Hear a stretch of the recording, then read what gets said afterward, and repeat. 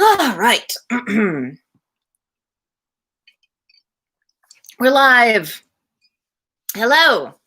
Welcome to another thrilling installment of the Isolated Literary Society presents Jane Austen's Persuasion. Hello, Tila. Hello, Michelle. Michelle, I'm so sorry to hear about your tragic interaction with a spiderweb.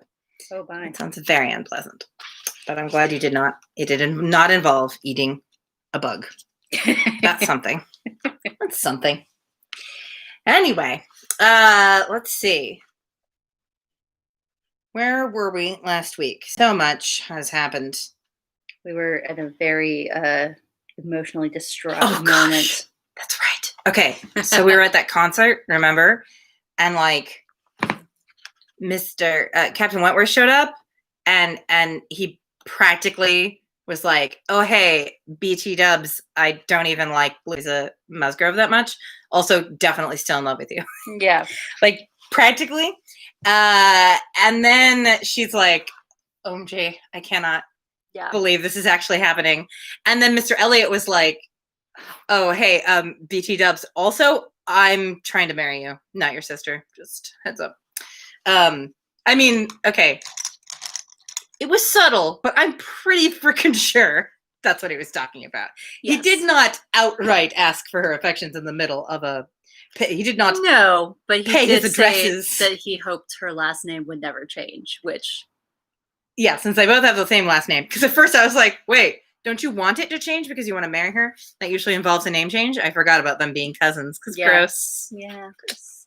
Anyway.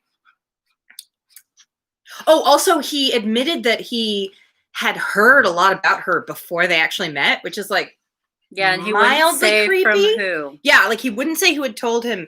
He's like, oh yes, I just heard lots of good things about Anne Elliot. And Anne wasn't creeped out by that, but then yeah, weirdly she was just like curious, like oh, half really? Proposed. She was like, nope. She was like, shit. And then right after that happened, Captain Wentworth suddenly was leaving. Yeah. And he had to go. And Anne says, like, is not this song worth staying for? And he replies, no, there is nothing worth my staying for.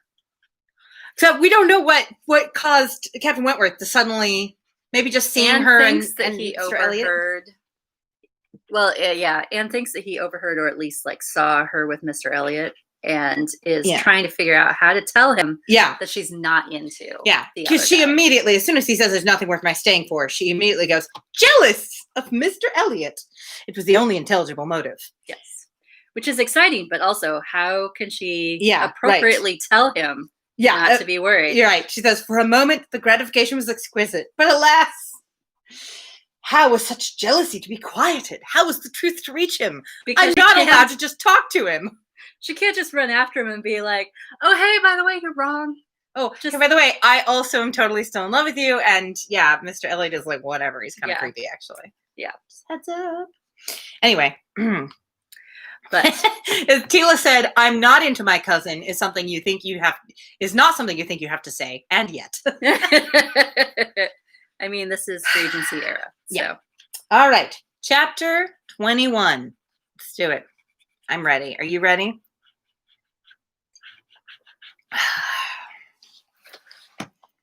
Anne recollected with pleasure the next morning her promise of going to Mrs. Smith, meaning that it should engage her from home at the time when Mr. Elliot would be most likely to call. For to avoid Mr. Elliot was almost a first object. She felt a great deal of goodwill towards him. She did. In spite of the mischief of his intentions, she owed him gratitude and regard, perhaps compassion. She could not help thinking much of the extraordinary circumstances attending their acquaintance, of the right which he seemed to have to interest her by everything in situation, by his own sentiments, by his early prepossession. It was altogether very extraordinary, flattering but painful. There was much to regret. How she might have felt had there been no Captain Wentworth in the case was not worth inquiry, for there was a Captain Wentworth, and be the conclusion of the present suspense good or bad, her affection would be his forever. Their union, she believed, could not divide her more from other men than their final separation. Prettier musings of high-wrought love and eternal constancy could never have passed along the streets of Bath than Anne was sporting with from Camden Place to Westgate Buildings. It was almost enough to spread purification and perfume all the way. Weird thing to say. I was just wondering, like, obviously, she's not super into Mr. Elliot's whole deal anyway. And also, Captain Wentworth has just given her reason to think that he might still be interested, right? Yeah. If Captain Wentworth had proposed to Louisa and then Captain Benwick had proposed to Anne, do you think she would have accepted Captain Benwick? Because, like, well, he's nice. I don't hate him. And if I can't have Captain Wentworth, I guess... I don't know. You know? That's a good question. Or because now she's saying, like, no, I'm completely separated from other men, and it doesn't even matter. Yeah. But I wonder if in that situation she would have been like, yeah, I guess. Get her out of the house, you know? Yeah. Get her away from her dad. It would definitely be settling, but I feel like she might have. Yeah. I mean, it would certainly be better company than her family. Right. That's what I'm saying. Would it be more settling than staying at home with her family? Well, that is the question. All right. She was sure of a pleasant reception, and her friend seemed this morning particularly obliged to her for coming, seeming hardly to have expected her, though it had been an appointment. An account of the concert was immediately claimed, and Anne's recollections of the concert were quite happy enough to animate her features and make her rejoice to talk of it. Oh, yes. Remember the last time she left, her friend said something like, I might not see you very much anymore. Oh, yeah. And Anne did not know what to think about that. Yeah. Mrs. Smith somehow... She was sort of coy. Yeah, she was sort of coy, and I don't know exactly... she might know something we don't. And Anne doesn't. Because, like, I would think that she stays home so much, and she hasn't been out socially. So you'd think all she knows about the situation would be what Anne told her. And I don't think that Anne didn't believe that Mr. Elliot was interested in her. She thought he was interested in Elizabeth, and she would never have dreamed that Captain Wentworth actually still cared for her. So I don't think she would have suggested to Mrs. Smith that might be possible. Anyway, I'm very curious to find out what Mrs. Smith's deal is. What does she know that we don't? Indeed. All that she could tell, she told most gladly. But the all was little for one who had been there, and unsatisfactory for such an inquirer as Mrs. Smith, who had already heard, through the shortcut of a laundress and a waiter, rather more of the general success and produce of the evening than Anne could relate, and who now asked in vain for several particulars of the company. Everybody of any consequence or notoriety in Bath was well known by name to Mrs. Smith. Okay, already she knows way more about what's going on in Bath than I realized in my previous statement. The little Durans were there, I conclude, said she, with their mouths open to catch the music, like unfledged sparrows ready to be fed. They never miss a concert. Here are the little Durans. Very important that we see the illustration of these people who apparently are funny because they're small and they open their mouths when they're listening to music. They're mouth breathers. I guess. Yes. Or maybe because they're known as Duran and Duran. Yes, I did not see them myself, but I heard Mr. Elliot say they were in the room. The Ibbetsons, were they there? And the two new beauties with the tall Irish officer who's talked of for one of them? Ooh. I do not know. I do not think they were. Old Lady Mary MacLane? I need not ask after her. She never misses, I know, and you must have seen her. She must have been in your circle, for as you went with Lady Dalrymple, you were in the seats of grandeur around the orchestra, of course. No, that was what I dreaded. It would have been very unpleasant to me in every respect. But happily, Lady Dalrymple always chooses to be farther off, and we were exceedingly well placed, that is, for hearing. I must not say for seeing, because I appear to have seen very little. Oh, you saw enough for your own amusement. I can understand. There was a sort of domestic enjoyment to be known even in a crowd, and this you had. You were a large party in yourselves, and you wanted nothing beyond. But I ought to have looked about me more, said Anne, conscious while she spoke, that there had, in fact, been no want of looking about, that the object only had been deficient. No. Like, I could tell you all about where Captain Wentworth was the whole evening. Yeah. And I could tell you a lot about stuff that Mr. Elliot said to me, but, other than that, I didn't really pay attention to much. I could tell you where Mr. Elliot was, usually because I was hoping he was far from me. Yes. Anyway, no, you were better employed. You need not tell me you had a pleasant evening. I see it in your eye. I perfectly see how the hours passed, that you had always something agreeable to listen to. In the intervals of the concert, it was conversation. Anne half smiled and said, "Do you see that in my eye?" "Yes, I do.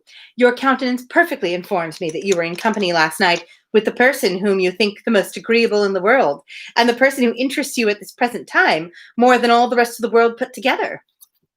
My goodness. Deal said, "Is that old-timey for, so you had a good time last night?" Yes, it is. A blush overspread Anne's cheeks. She could say nothing. "And such being the case," continued Mrs. Smith after a short pause, "I hope you believe that I do know how to value your kindness in coming to me this morning. It is really very good of you to come and sit with me when you must have so many pleasanter demands upon your time." Anne heard nothing of this. She was still in the astonishment and confusion excited by her friend's penetration, unable to imagine how any report of Captain Wentworth could have reached her. And you precious baby. Yes. Another short silence. "Pray," said Mrs. Smith, "is Mr. Elliot aware of your acquaintance with me? Does he know that I am in Bath?" Ooh. "Mr. Elliot," repeated Anne, looking up surprised. A moment's reflection showed her the mistake she had been under. She caught it instantaneously, and recovering courage with the feeling of safety, soon added, more composedly, "Are you acquainted with Mr. Elliot?" "I have been a good deal acquainted with him," replied Mrs. Smith gravely, "but it seems worn out now. It is a great while since we met." "I was not at all aware of this. You never mentioned it before. Had I known it, I would have had the pleasure of talking to him about you." "To confess the truth," said Mrs. Smith, assuming her usual air of cheerfulness, "that's exactly the pleasure I want you to have. I want you to talk about me to Mr. Elliot. I want your interest with him. He can be of essential service to me, and if you would have the goodness, my dear Miss Elliot, to make it an object to yourself, of course it is done." What is happening? "I should be extremely happy. I hope you cannot doubt my willingness to be of even the slightest use to you," replied Anne. "But I suspect that you are considering me as having a higher claim on Mr. Elliot, a greater right to influence him than is really the case. I am sure you have somehow or other imbibed such a notion. You must consider me only as Mr. Elliot's relation. If in that light, if there is anything which you suppose his cousin might fairly ask of him, I beg you would not hesitate to employ me." Mrs. Smith gave her a penetrating glance, and then smiling said, "I have been a little premature, I perceive. I beg your pardon. I ought to have waited for official information. Thank you. But now, my dear Miss Elliot, as an old friend, do give me a hint as to when I may speak. Next week?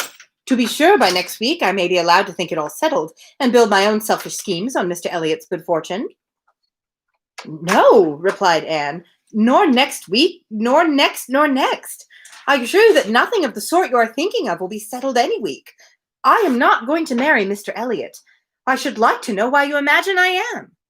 At least she's got it now. Yeah. It was a bit foolish of her to think that Mrs. Smith could have possibly understood, but she didn't know that Mrs. Smith knew Mr. Elliot. True. But still, the idea that two guys expressed interest in her the night before. Right. It didn't even occur to her that maybe Mrs. Smith had heard about the wrong one. Yeah. Anyway. Since she, is Precious. up on all the gossip. Right, yeah, apparently. Anyway, Mrs. Smith looked at her again, looked earnestly, smiled, shook her head, and exclaimed, "Now, how I do wish I understood you. How I do wish I knew where you were at. I have a great idea that you do not design to be cruel when the right moment comes. Till it does come, we women never mean to have anybody. It is a thing of course among us that every man is refused till he offers. But why should you be cruel? Let me plead for my present friend, I cannot call him, but for my former friend. Where can you look for a more suitable match? Where could you expect a more gentlemanlike, agreeable man? Let me recommend Mr. Elliot. I am sure you hear nothing but good of him from Colonel Wallace, and who can know him better than Colonel Wallace?" My dear Mrs. Smith, Mr. Elliot's wife has not been dead much above half a year. He ought not to be supposed to be paying his addresses to anyone. Oh, if these are your only objections, cried Mrs. Smith archly, Mr. Elliot is safe, and I shall give myself no more trouble about him. Do not forget me when you are married, that's all. Let him know me to be a friend of yours, and then he will think little of the trouble acquired, which it is very natural for him now, with so many affairs and engagements of his own, to avoid and get rid of as he can. Very natural, perhaps. 99 out of 100 would do the same. Of course, he cannot be aware of the importance to me. Well, my dear Miss Elliot, I hope and trust you will be very happy. Mr. Elliot has sense to understand the value of such a woman. Your peace will not be shipwrecked, as mine has been. You are safe in all worldly matters, and safe in his character. He will not be led astray. He will not be misled by others to his ruin. Bitch, listen to me. Not going to marry. I hate to do this, but not marrying Mr. Elliot. You need to listen. I wanted for the record that is the only time I've ever done the clapping thing, but it felt really necessary.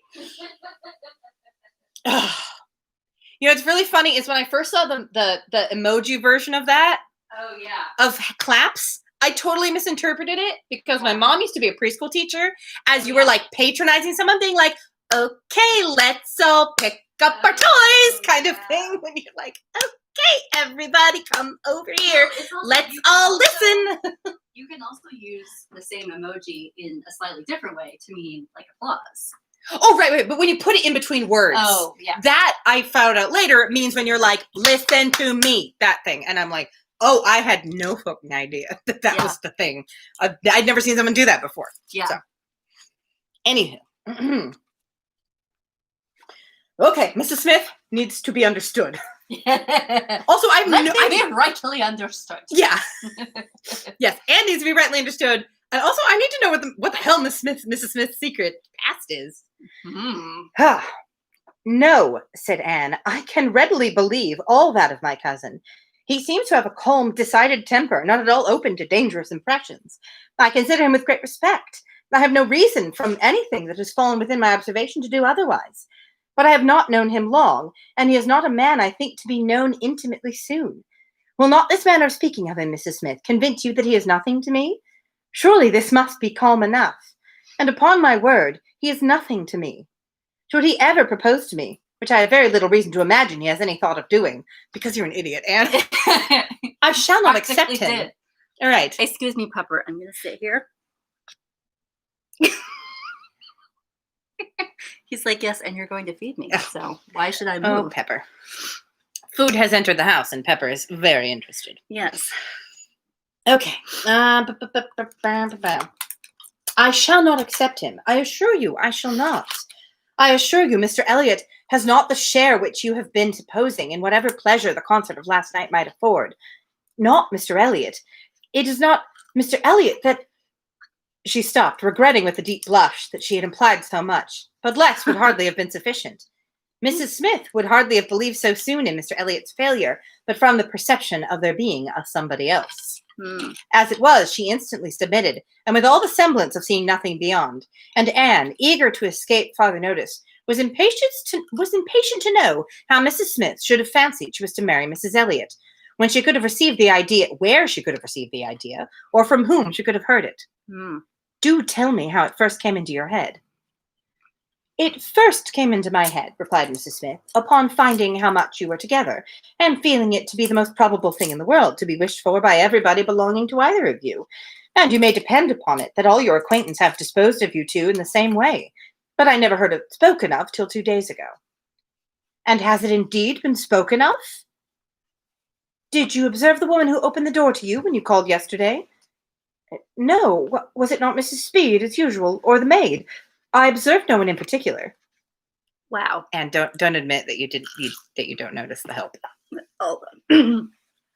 It was my friend, Mrs. Rook, Nurse Rook, who, by the by, has a great curiosity to see you and was delighted to be in the way to let you in. She came away from Marlborough Buildings only on Sunday, and she it was who told me you were to marry Mr. Elliot.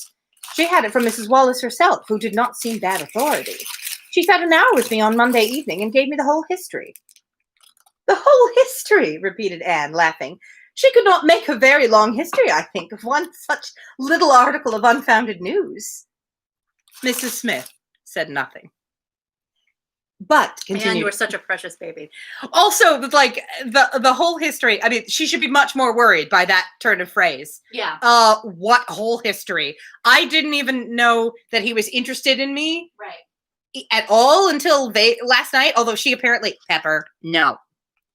I'll be right back. Remember what happened last night when you stole my ice cream and then immediately threw up? Oh. Have you not learned from this lesson? No! And I never shall! Pepper regrets nothing. Yeah, he regrets nothing. The next time he eats people food, you know. Yeah. It will all be different. Yeah. Anyway. Yes, anyone but Anne would be like, whoa. Yeah. Hold the phone. Seriously. Now give the phone to me. What whole backstory? Please explain. Because as far as I know, there is no particular backstory between me and Mr. Elliot. Mm-hmm. So what the fuck has Mrs. Wallace been saying to the servants? Who have been saying it to you? And probably other people? Oh God, everyone in Bath thinks I'm going to marry Mr. Elliot. Instead she's like, oh, what a weird thing to say. There's no history to tell. I'm an innocent baby. Mm-hmm. Oh, Anne, you precious angel. People don't say things that aren't true. But, continued Anne earnestly, though there is no truth to my having this claim on Mr. Elliot, I should be extremely happy to be of use to you in any way I could. Shall I mention to him your being in Bath? Shall I take any message? Anne, focus, baby. You need to ask her what Mrs. Wallace told her. Mm-hmm. No, I thank you. No, certainly not.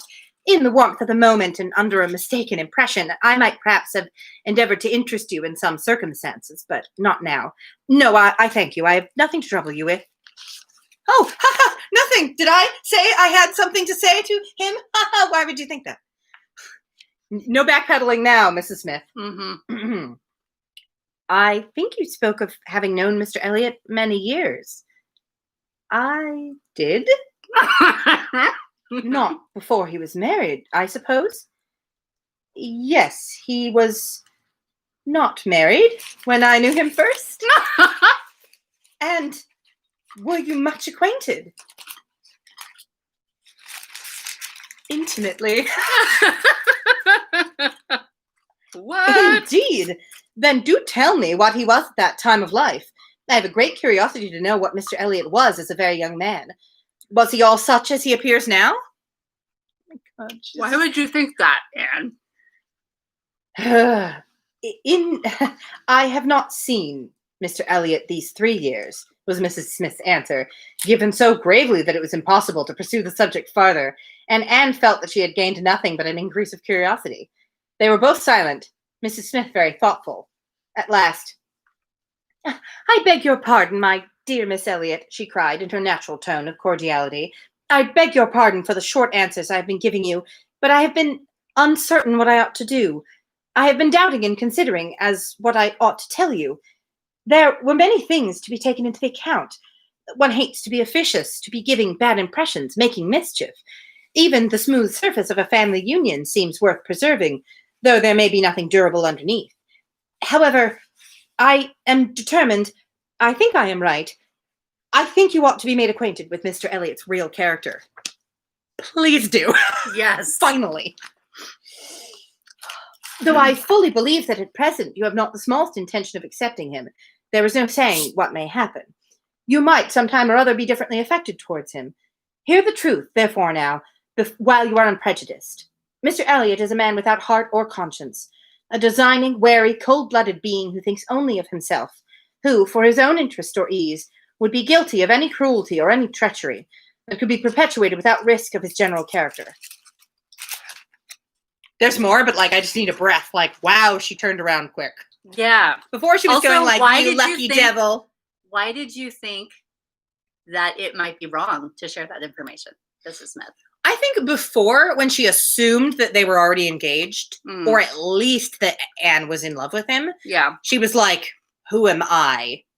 She wouldn't listen to me in any case, right? Well, she also, when she assumed that they were engaged, she thought that Anne could be of some use to her. Yeah, yeah. in reminding. Yeah. If she was like, well, they're already engaged. It's too late for me to do anything about it. So at least I can get her to like get him to. Yeah. Anyway. She probably, by the time she heard it, she thought it was pretty much a done deal and Anne was already in love with Mr. Elliot. And she's like, ooh, that's a real shame. But as long as that's going to happen, maybe I can get something out of it. Yeah. But I don't know. I don't know if she was playing to blackmail him or what. But yeah. Now that she's like, oh, you're not in love with him? Because it's still a weird position for her to be in. She's poor. True. She's not of the same social standing. Yeah. Yeah. Right? Taylor's like, oh, so he is a Wickham, right? Yeah. Knew it. All right. He has no feeling for others. Those who he has been the chief cause of leading into ruin, he can neglect and desert without the smallest compunction.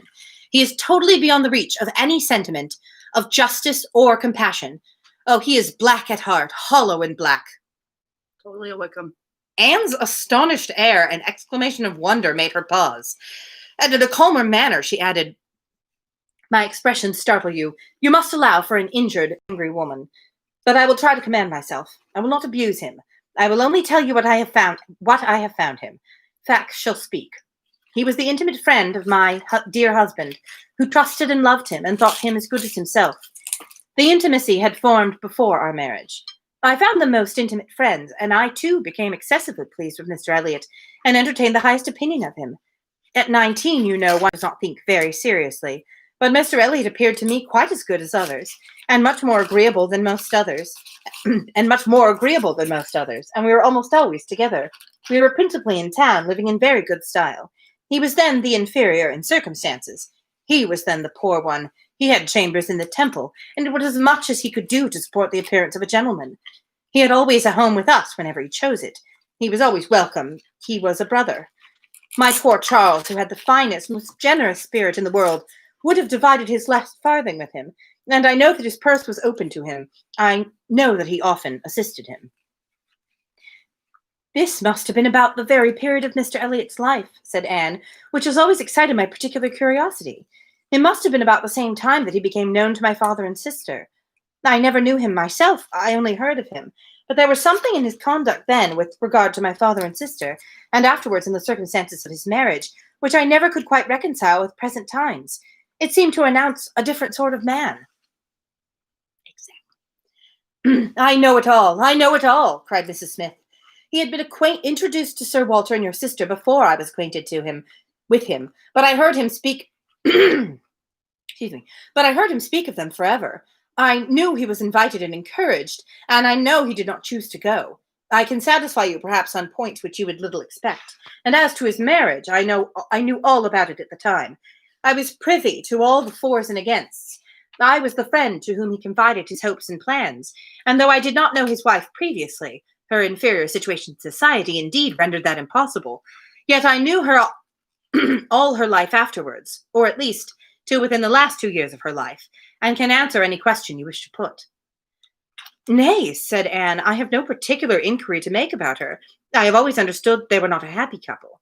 I should like to know why, at the time of his life, he should slight my father's acquaintance as he did. My father was certainly disposed to take every kind and proper notice of him. Why did Mr. Elliot draw back? Mr. Elliot, replied Mrs. Smith, at that period of his life, had one object in view, to make his fortune, and by a rather quicker process than the law. He was determined to make it by marriage. He was determined at last not to mar it by an imprudent marriage. And I know it was his belief, whether justly or not, of course I cannot decide, that your father and sister, in their civilities and invitations, were designing a match between the heir and the young lady, and it was impossible that such a match should have answered his ideas of wealth and independence. That was his motive for drawing back, I can assure you. He told me the whole story. He had no concealments with me. It was curious that having just left you behind in Bath my first and principal acquaintance on marrying should be your cousin, and that through him I should be continually hearing of your father and sister. He described one Miss Elliot, and I thought very affectionately of the other. Perhaps, cried Anne, struck by the sudden idea, you sometimes spoke of me to Mr. Elliot? To be sure I did, and often. I used to boast of my own Anne Elliot, and vouch for your being a very different creature from... She checked herself just in time. It's all right, we all know. Yeah, we know what you're going to say. This accounts for something which Mr. Elliot said last night, cried Anne. This explains it. I found he had been used to hear of me. I could not comprehend how. What wild imaginations one forms when her dear self is concerned. How sure to be mistaken. But I beg your pardon, I have interrupted you. Mr. Elliot married, then, completely for money? The circumstance, probably, which first opened your eyes to his character? Mrs. Smith hesitated a little here. Oh, those things are too common. When one lives in the world, a man or woman's marrying for money is too common to strike one as it ought. I was very young and associated only with the young, and we were a thoughtless, gay set without any strict rules of conduct. We lived for enjoyment. I think differently now. Time and sickness and sorrow have given me other notions. But at that period, I must own I saw nothing reprehensible in what Mr. Elliot was doing. To do the best for himself passed as a duty. Tila has just wondered if Mr. Elliot killed his wife. I mean, it kind of sounds like it. I feel like that's not it, and Jane Austen's not going to go quite there, but, you know. I mean, yeah, probably. It might be, like, hinted at, but I don't know. Yeah. Uh-huh. Pepper's checking to see if you left anything on the plate. But was she not a very low woman? Yes, which I objected to, but he would not regard. Money was all that he wanted. Her father was a grazier, her grandfather had been a butcher, but that was all nothing. She was a fine woman, and had a decent education, was brought forward by some cousins, thrown by chance into Mr. Elliot's company, and fell in love with him. And not a difficulty or a scruple was there on his side with respect to her birth. All his caution was spent in being secured of the real amount of her fortune before he committed himself. Depend upon it, whatever esteem Mr. Elliot may have for his own situation in life now, as a young man he had not the smallest value for it. His chance of the Kellynch estate was something, but all the honour of the family he held as cheap as dirt. I have often heard him declare that if baronetcies were saleable, anybody should have had his for £50, arms and motto, name and livery included. But I will not pretend to repeat half of what I used to hear him say on that subject. It would not be fair. And yet you ought to have proof. For what is all this but assertion? And you shall have proof. Indeed, my dear Mrs. Smith, I want none, cried Anne. You have asserted nothing contradictory to what Mr. Elliot appeared to be some years ago. This is all in confirmation, rather, of what we used to hear and believe. I am more curious to know why he should be so different now. But for my satisfaction, if you will have the goodness to ring for Mary, stay, I am sure you will have still greater goodness of going yourself into my bedroom and bringing me the small inlaid box which you will find on the upper shelf of the closet. So mysterious. And, seeing her friend to be earnestly bent on it, did as she was desired. The box was brought and placed before her, and Mrs. Smith, sighing over it as she unlocked it, said, "This is full of papers belonging to him, to my husband, a small portion only of what I had to look over when I lost him. The letter I am looking for was one written by Mr. Elliot to him before our marriage, and happened to be saved. Why, one can hardly imagine. But he was careless and unmethodical, and immethodical, unlike other men, about those things. And when I came to examine his papers, I found it with others, still more trivial, from different people scattered here and there, while many letters and memorandums of real importance had been destroyed. Here it is. I would not burn it because, being even then very little satisfied with Mr. Elliot, I was determined to preserve every document of former intimacy.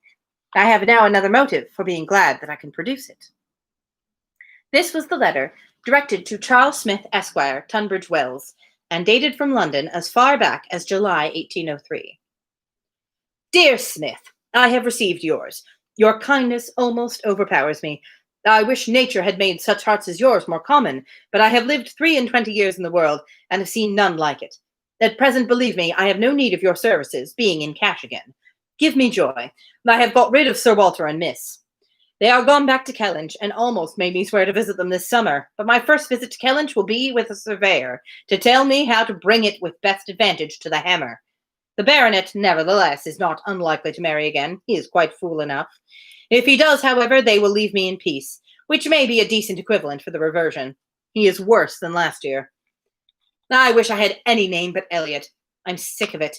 The name of Walter I can drop, thank God. But I desire you will never insult me with my second W again, meaning, for the rest of my life, to be only yours truly, William Elliot." Tell us how you really feel. Yeah. I mean, I wouldn't want to be named after Walter Elliot either, but right, yeah. Like, I can't entirely blame him for any of the things. I mean, the bit about, like, the first time I visit Kellynch will be with a surveyor so we can tear it down is like... Yeah, that's a little bit... It's a bit harsh. Yeah. Also very much a young man's speech. Like, very true. Yeah. Yeah, no, by the time you actually get it, you're going to, like, realize that owning land is a big thing. Yeah. Yeah. I mean, I don't see any particular reason he shouldn't want the house. Yeah. At least he could at least rent it out. Yeah. That's, Anyway. But, we all say crazy things when we're 23. Such a letter could not be read without putting Anne in a glow, and Mrs. Smith, observing the high color in her face, said, "The language, I know, is highly disrespectful. Though I have forgotten the exact terms, I have a perfect impression of the general meaning. But it shows you the man. Mark his professions to my poor husband. Can anything be stronger?" Anne could not immediately get over the shock and mortification of finding such words applied to her father. She was obliged to recollect that her seeing the letter was a violation of the laws of honor, that no one ought to be judged or to be known by such testimonies, that no private correspondence could bear the eye of others, before she could recover calmness enough to return the letter which she had been meditating over and say, "Thank you. This is full proof, undoubtedly, proof of everything you were saying. But why be acquainted with us now?" "I can explain this too," cried Mrs. Smith, smiling. "Can you really?" "Yes. I have shown you Mr. Elliot as he was a dozen years ago, and I will show you as he is now. I can produce written proof again, and I can give as authentic oral testimony as you desire of what he is now wanting, and what he is doing now. What he is now doing. He is no hypocrite now. He truly wants to marry you. His present attentions to your family are very sincere, quite from the heart. I will give you my authority. His friend, Colonel Wallace." "Colonel Wallace? Are you acquainted with him?" No, it does not come to me quite so direct a line as that. It takes a bend or two, but nothing of consequence. The stream is as good as at first. The little rubbish it collects in the turnings is easily moved away. Well, that's for you to say, but... Yeah. Mr. Elliot talks unreservedly to Colonel Wallace of his views on you, which said Colonel Wallace I imagine to be in himself a sensible, careful, discerning sort of character. But Colonel Wallace has a very pretty, silly wife to whom he tells things which he had better not, and he repeats it all to her. She, in the overflowing spirit of her recovery, repeats it all to her nurse, and the nurse, knowing my acquaintance with you, very naturally brings it to me.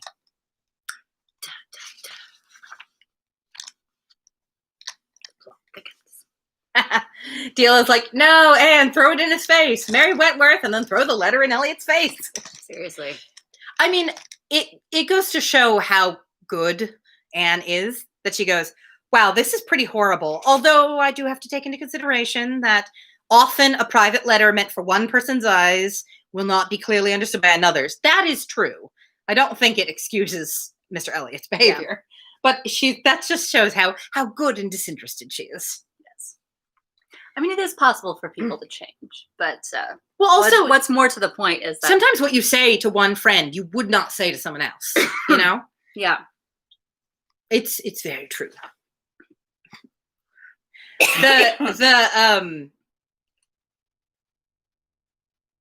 The letters that the messages that I forgot to turn off the messages for review thing, and the ones that it holds back are like. So far, she's not wrong, but he's a dick from Tila was one of them. Now, I've forgotten what the other one was, but like, there's nothing particularly cussy. Anyway. That is... I can't think of which one. I'm going to throw it in his face. Like, anyway. Maybe did he kill his wife?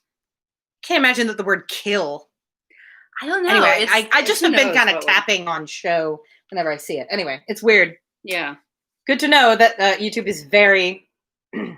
Oh, maybe it was one of the previous ones where you said bitch. All right. Is that worse than dick? Bitch? Yeah. Well, bitch is...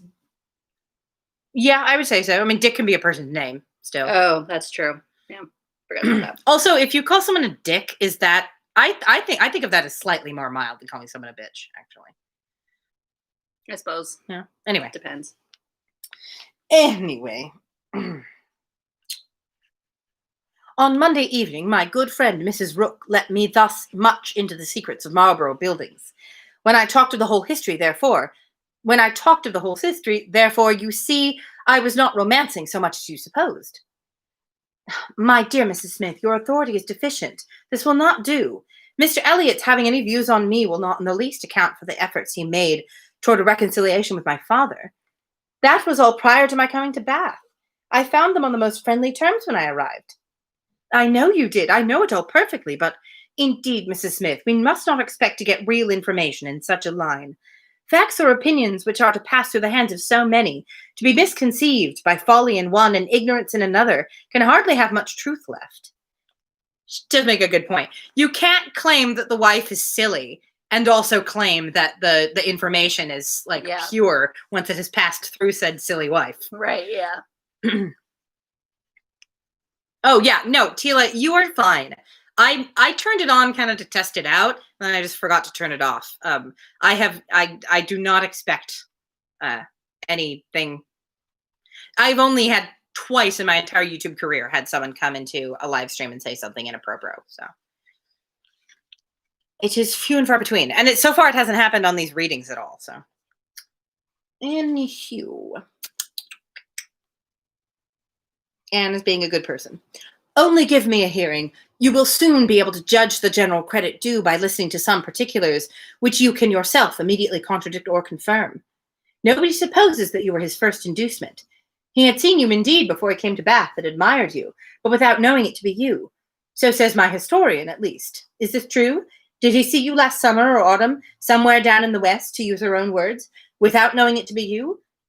He certainly did. So far, it is very true. At Lyme. I happened to be at Lyme. Well, continued Mrs. Smith triumphantly, grant my friend the credit due to the establishment of the first point asserted. He saw you then at Lyme, and liked you so well as to be exceedingly pleased to meet with you again in Camden Place, as Miss Anne Elliot, and from that moment, I have no doubt, had a double motive in his visits there. But there was another, and an earlier, which I will now explain. If there is anything in my story which you know to be either false or improbable, stop me. My account states that your sister's friend, the lady now staying with you, whom I have heard you mention, came to Bath with Miss Elliot and Sir Walter as long ago as September, in short, when they first came themselves, and has been staying there ever since. That she is a clever, insinuating, handsome woman, poor and plausible, and altogether such in situation and manner as to give a general idea among Sir Walter's acquaintance of her meaning to be Lady Elliot, and as general a surprise that Miss Elliot should be apparently blind to the danger. Here Mrs. Smith paused a moment, but Anne had not a word to say, so she continued. This was the light in which it appeared to those who knew the family, long before your return to it, and Colonel Wallis had his eye upon your father enough to be sensible of it, though he did not then visit in Camden Place. But his regard for Mr. Elliot gave him an interest in watching all that was going on there, and when Mr. Elliot came to Bath for a day or two, as he happened to do a little before Christmas, Colonel Wallis made him acquainted with the appearance of things, and the reports beginning to prevail. Now you are to understand that time had worked a very material change in Mr. Elliot's opinions as to the value of a baronetcy. Upon all points of blood and connection, he is a completely altered man. Having long as much money as he could spend, nothing to wish for on the side of avarice or indulgence, he has been gradually learning to pin his happiness upon the consequence he is heir to. I mean, honestly, that sounds like him, right? Yeah. He's like, oh, fuck that, I just want money. Yeah. Finally gets money and goes, you know what would make this money better? Consequence. All right. Oh, shoot, where was I? I thought it coming on before our acquaintance increased, but it is now a confirmed feeling. He cannot bear the idea of not being Sir William. You will guess, therefore, that the news he heard from his friend could not be very agreeable, and you may guess what it produced.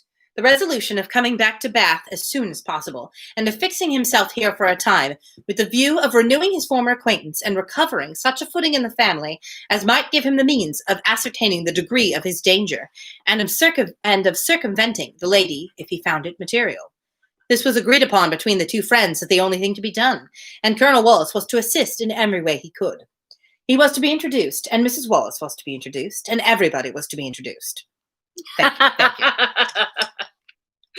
This reminds me so much of, there's a line in Great Expectations, which I think is one of those classic lines that you're like, yes, Dickens was paid by the word, which is, it's at a dinner, and it's like, it is like two characters' names, like, he partook of pudding, she partook of pudding, all partook of pudding.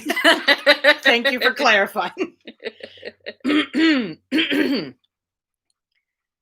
Mr. Elliot came back accordingly, and on application was forgiven, as you know, and readmitted into the family. And there it was his constant object, and his only object, till your arrival added another motive, to watch Sir Walter and Mrs. Clay.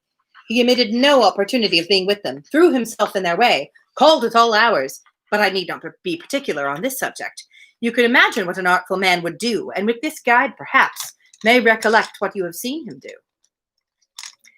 Yes, said Anne, you tell me nothing which does not accord what I have known or could imagine.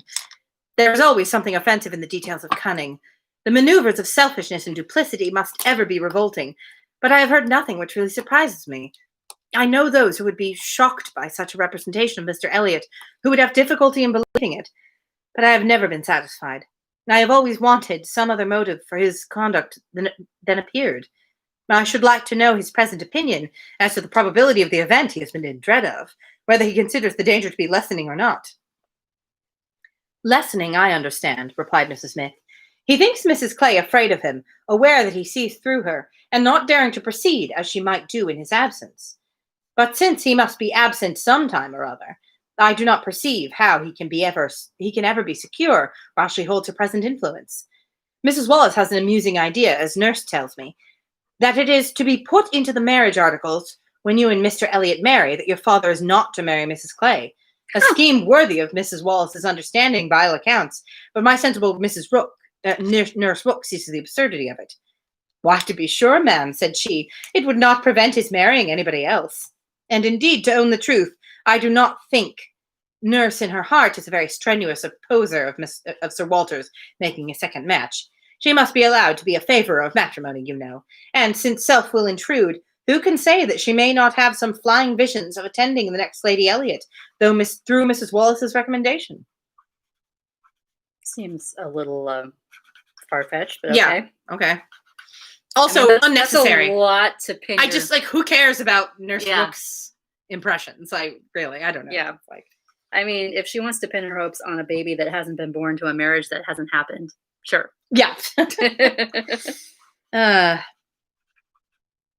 Also, that does seem like a weird thing. You wouldn't normally put that someone doesn't plan to marry. Yeah. It's just a weird thing to put into the marriage documents at all. Yeah. Yeah. Well, announcements, like in the newspaper or whatever. I thought that's what they meant. Oh, I think they meant good point. The contract. Like the actual no, that's thing a good that point. You sign. Yeah. No, you're right. I think that is what you mean. You would require there to be, in order for them to marry, require it to be a promise that Sir Walter will not remarry. Okay, that actually makes more sense. Yeah. Seems weird, though. Still seems weird to me. It does seem weird. I don't know if it was ever done at the time. A legal document, so I don't know. And at the time, there was no pretense of someone's wealth and consequence being part of wanting to marry them. Yeah. So it could be like, look, I will take your daughter off her hands, but you've got to promise me that I'm going to become Sir William, you know? Yeah. I don't know what marriage, I don't know what the legal documents were like back then. Yeah, I'm sure that they were more, involved than what we have now. Not less. Yeah, probably. Yeah, I got confused by it referring to it as the marriage articles, and somehow my brain translated that as like the announcement. Oh, like the articles in the paper. Yeah, yeah. Which now that I think about it makes way more sense for the time period. Those are called the bans for some reason, and I've never found out why. Yeah, I've only ever heard bans used informally, though, not in not informally, but not in this time period. I guess I don't think that's true. I haven't hered it used in the. I've heard it like It's in several of the Dorothy Sayers books. Yeah. In the 20s. Yeah, I've heard several. Anyway, whatever. We're getting off topic again. We digress. Let's hear more of Mr. Elliot being a douche, a conniving douche. Yeah. I'm very glad to know all this, said Anne, after a little thoughtfulness. It will be more painful to me in some respects to be in company with him, but I shall know better what to do. My line of conduct will be more direct. Mr. Elliot is evidently a disingenuous, artificial, worldly man who has never had any better principle to guide him than selfishness. But Mr. Elliot was not done with. Mrs. Smith had been carried away from her first detection, and Anne had forgotten, in the interest of her own family concerns, how much had been originally implied against him. But her attention was now called to the explanation of those first hints, and she listened to a recital which, if it did not perfectly justify the unqualified bitterness of Mrs. Smith, proved him to have been very unfeeling in his conduct towards her, very deficient both in justice and compassion. She learned that, the intimacy between them continuing unimpaired by Mr. Elliot's marriage, they had been, as before, always together, and Mr. Elliot had led his friend into expenses much beyond his fortune. Mrs. Smith did not want to take blame to herself, and was most tender of throwing any on her husband. But Anne could collect that their income had never been equal to their style of living, and that from the first there had been a great deal of general and joint extravagance. From his wife's account of him, she could discern Mr. Smith to have been a man of warm feelings, easy temper, careless habits, and not strong understanding, much more amiable than his friend, and very unlike him, led by him, and probably despised by him. Mr. Elliot, raised by his marriage to great affluence, and disposed to every gratification of pleasure and vanity which could be commanded without involving himself, for with all his self-indulgence he become a prudent man, and being to be rich just as his friend ought to have found himself to be poor, seemed to have had no concern at all for that friend's probable finances, but on the contrary, had been prompting and encouraging expenses, which could end only in ruin, and the Smiths, accordingly, had been ruined. The husband had died just in time to be spared the full knowledge of it. They had previously known embarrassments enough to try the friendship of their friends, and to prove that Mr. Elliot's had better not be tried. But it was not till his death that the wretched state of his affairs was fully known. With a confidence in Mr. Elliot's regard, more creditable to his feelings than his judgment, Mr. Smith had appointed him the executor of his will. Oh, no! Oh, God. But Mr. Elliot would not act, and the difficulties and distresses which this refusal had heaped on her, in addition to the inevitable sufferings of her situation, had been such as could not be related without anguish of spirit, or listened to without corresponding indignation. It's a good thing we don't let women do things like execute estates. Right? I imagine wouldn't be able to do it at all. Terrible, right? Yeah. If he refused to be the executor, that's just. I mean, as I understand it, that can be quite complicated even today. But then she wouldn't be allowed to do it. No. So what would happen to? Well, I guess they didn't have very much money to dispose of at the time, but like. I guess I'm sure they would have maybe had to track down his male next of kin or something like that, which might have been complicated and blah, blah, blah. Anyway. I suppose maybe his creditors could have come after. I don't know. Honestly, I don't really know what all would be entailed, but it sounds messy. Yes, very messy. Anne was shown some letters of his on the occasion, answers to urgent applications from Mrs. Smith, which all breathed the same stern resolution of not engaging in a fruitless trouble, and under a cold civility, the same hard-hearted indifference to any of the evils it might bring on her. It was a dreadful picture of ingratitude and inhumanity, and Anne felt at some moments that no flagrant, open crime could have been worse. She had a great deal to listen to, all the particulars of past sad scenes, all the minutiae of distress upon distress, which in former conversations had been merely hinted at, were dwelt on now with a natural indulgence. Anne could perfectly comprehend the exquisite relief, and was only the more inclined to wonder at the composure of her friend's usual state of mind. Yeah, Tila, I agree. I think he's worse than Wickham. I think Wickham is more thoughtless than he is conniving. Yeah. Yeah. Yeah, like Wickham just doesn't really think that far ahead. That's why he's constantly running out of money. Yeah, exactly. This guy is way worse. Yeah. Perhaps as proved by the fact that at the time of the story, he actually has quite a lot of money. Yeah. Yeah. Anyway. There was one circumstance in the history of her grievances of particular irritation. She had good reason to believe that some property of her husband in the West Indies, which had been for many years under a sort of sequestration for the payment of its own encumbrances, might be recoverable by proper measures, and this property, though not large, would be enough to make her comparatively rich. But there was nobody to stir in it. Mr. Elliot would do nothing, and she could do nothing herself, equably equally disabled from personal exertion by her state of bodily weakness, and from employing others by her want of money. She had no natural connections to assist her, even with their counsel, and she could not afford to purchase the assistance of the law. This was a cruel aggravation of actually straitened means. To feel that she ought to be in better circumstances, that a little trouble in the right place might do it, and to fear that delay might be even weakening her claims was hard to bear. Yeah, he is the worst. It was on this point that she hoped to engage Anne's good offices with Mr. Elliot. She had hoped.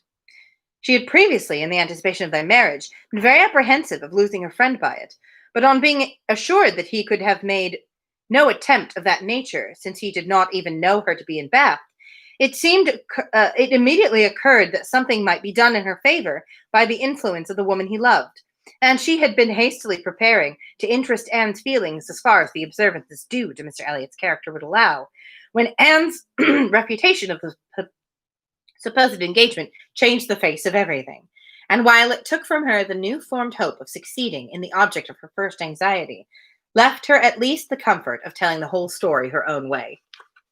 This totally makes sense. Yes. Now, all of her behavior before, not immediately being like, and don't. Yeah. She might have thought, look, if I say don't do it, I'll lose my friend. If I let her marry him, I might actually be able to get my property back. Yeah. All right. Oh, Peppa. What do you think, bud? You enjoying the story? Here, let's have a little quick Pepper break.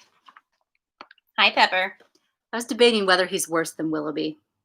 I'm not sure. I feel like it's a tight. I feel like he's worse than Willoughby. At least Willoughby kind of feels bad a little bit. I confess I don't really remember much about Mr. Willoughby. I just know that he's not Endgame. No. He was a love interest who was not Endgame. Yeah. That's all I really remember. Well, maybe I'll have to read Sense and Sensibility next. I won't spoil it if you want to reread it. Yeah, I will probably reread it at some point. Oh, well, actually, I haven't read it. I've only seen the movie. Oh, I was going to look the movie for where it. Everyone's too old. Yes, everyone is much too old. Although I suppose proportionately they are the right ages from each other. Yeah, I think they were like, this is the least we can do. like I casting Rosario Dawson as Mimi in the film adaptation of Rent. They were like, look, we cannot actually cast someone who's 19. Yeah. But we can cast someone who it's a little less ridiculous for her to say, I'm 19. Yeah. She at least looks a lot younger than a lot of the other people who were. And a lot younger than the woman who originated the role. Right. Yeah. Who refused it because she was like, I've had babies. This body cannot be saying I'm 19. Right. Does not work. Yeah. Oh, hi, Jerome. Jerome says, a love interest who is not Endgame is basically the title of my autobiography. Oh, buddy. Oh. You say that, but you're me. I don't want to hear that from you. I don't know what to think about that. You're probably just going, oh, once upon a time I was... I shall hear no more from you. All right. Now, Jerome points out for the third time. Okay.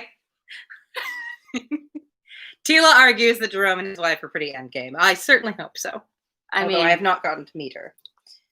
Not that I've actually met Jerome. We've just known each other online so long that it feels like we've met. Yeah. I have friends like that. Fucking where was I? We were discussing the badness of various Austen villains. Yeah, yes, but where was I in the book? And the influence of the woman he loved. Yeah. The story her own way. Yes. After listening to this full description of Mr. Elliot, Anne could not but express some surprise at Mrs. Smith's having spoken of him so favorably at the beginning of their conversation. She had seemed to recommend and praise him. My dear, was Mrs. Smith's reply, there was nothing else to be done. I considered your marrying him as certain, though he might not yet have made the offer, and I could no more speak the truth of him than if he had been your husband. My heart bled for you as I talked of happiness, and yet he is sensible, he is agreeable, and with such a woman as you, it was not absolutely hopeless. He was very unkind to his first wife. They were wretched together, but she was too ignorant and giddy for respect, and he had never loved her. I was willing to hope that you must fare better. Let's her hope is quite astonishing, I would say, given what she in view of her declaration. in view of his past declarations. Yes. All right. Anne could just acknowledge within herself such a possibility of having been induced to marry him as made her shudder at the idea of the misery which must have followed. It was just possible that she might have been persuaded by Lady Russell. Finally, she started to understand. Yes. And under such a supposition, which would have been most miserable when time had disclosed all too late.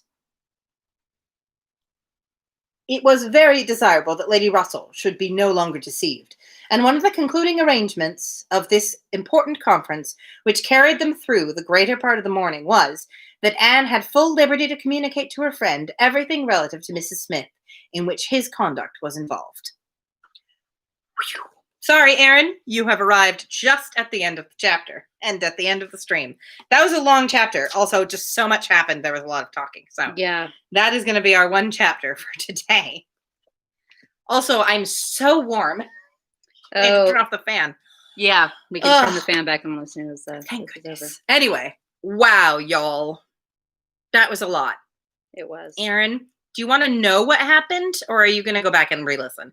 I get the impression you have not really been re-listening to these. You've to like hear the whole story. You've just been catching bits and pieces. I mean, you can hear us talk about it if he goes back and listens. That's what I was saying. Are you going to go back and listen? My impression is that he has not been doing that. Anyway, we just found out that Mr. Elliott's a cad, which, like, I think we all suspected. Yes. Anne suspected it. I suspected it. I could speak only for the two of us. But I knew it. Esty knew too. Esty's read it many, many times. Yes. I don't know if she knew it the first time she read it. Probably not the first time. Honestly, seriously, he gave off such Wickham vibes. He did. He really did. That I think we knew. Deep down.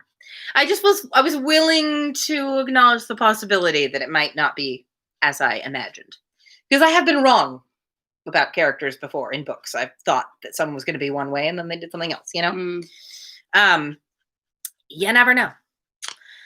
I mean, going from Pride and Prejudice to Northanger Abbey, it's entirely... One immediately assumes the young vicar, who is the very first man she meets who talks to her. Between Emma and Pride and Prejudice, you assume if a vicar expresses interest, it's bad news. You do not want him. Yeah. You know, Esty was the same way. I think she told me that when she first when she first read Northanger Abbey, or I think maybe she saw it. I told her about that adaptation we watched, and I think she watched it. Yeah, and she assumed that he was the bad guy. This guy's too handsome. He must be bad handsome news. And agreeable like Wickham, and he's a vicar like all the other vicars. Like Mr. Elton, and Mr. Elton is also handsome and agreeable. That's true. Mr. Elton is. Yeah, he's a handsome and agreeable vicar. Bad news. Yeah.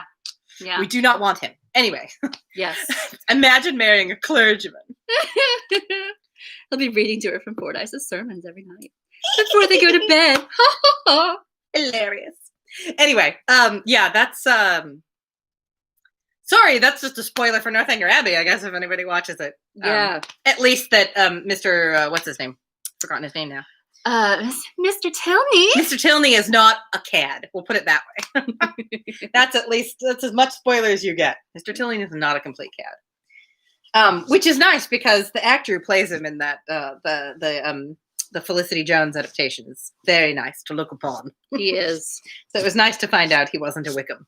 Yes. Anyway, I'm gonna wrap up because so warm, so sweaty. Also very hungry for dinner. So I shall let you all go. We will be back tomorrow. Oh yeah, you have French fries over there. Oh, shit, yeah. Roommate of the century. She's gotta go, y'all. I gotta go, guys. Those French fries are not getting any better. Yeah. We don't have very much of the book left. I actually wonder. We might finish it next time. I don't think next time. I think this is 2 days worth. Really? Yeah. Okay. I always overestimate it. I have learned by the process of doing this that it's always a little more than it looks like. But this I could imagine very easily being 2 days. There does tend to be more talking near the end of the books. Yeah. Or like one solid day and then a short day or something like that. Yeah. So maybe tomorrow I'll try to keep it short. I'll keep an eye on the page numbers tomorrow, because that would actually be very nice if I just ended on a Friday. Yeah. How perfect. Would be nice at least if I did not have to put off the end till Monday. That would be a bummer. So we'll see. We might end up finishing this on Friday. In which case I will probably be taking a break of some duration. But I will let y'all know about that soon. So I hopefully will see you guys tomorrow. Have a good day. Bye.